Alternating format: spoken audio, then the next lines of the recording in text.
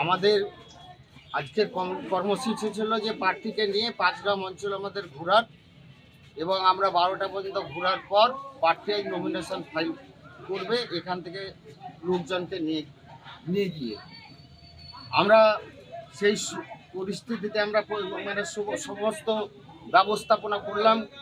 আমাদের গাড়ি এবং টোটো সব আমাদের রেডি। এই মুহূর্তে আমরা শুনতে পেলাম যে আমাদের প্রিয় নেতা সর্বভারতীয় কংগ্রেসের ওয়ার্কিং কমিটির সদস্য অধীর রঞ্জন চৌধুরীকে তৃণমূল এবং বিজেপির ঘাতক বাহিনী তাকে আক্রমণ করার চেষ্টা করেছে।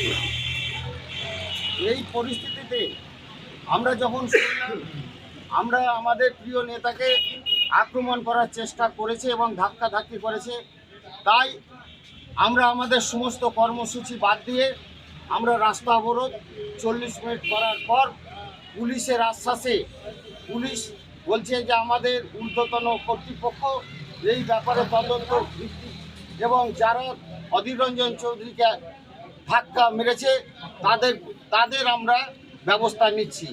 তাই আমরা শান্তিপূর্ণ অবরোধ করে পুলিশের সম্মতি নিয়ে পুলিশ অনুরোধ করে আমাদের আজকে পথ অবরোধ আমাদের তোলার পরিস্থিতি তৈরি করবে। এই ধাক্কাধাক্কিটা কবে হয়? আজকে না আজকে সকালে।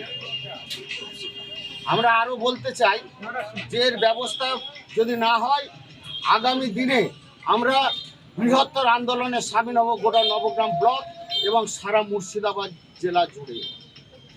কেমন সাড়া পেলেন? 40 মিনিটের পথ অবরোধ করে আপনারা কেমন সাড়া পেলেন? প্রচণ্ড সাড়া। সেটা তো আপনাদের যারা সংবাদ মাধ্যম ছিল তারা নিজের চোখেই দেখলো যে কি সাড়া আজকে।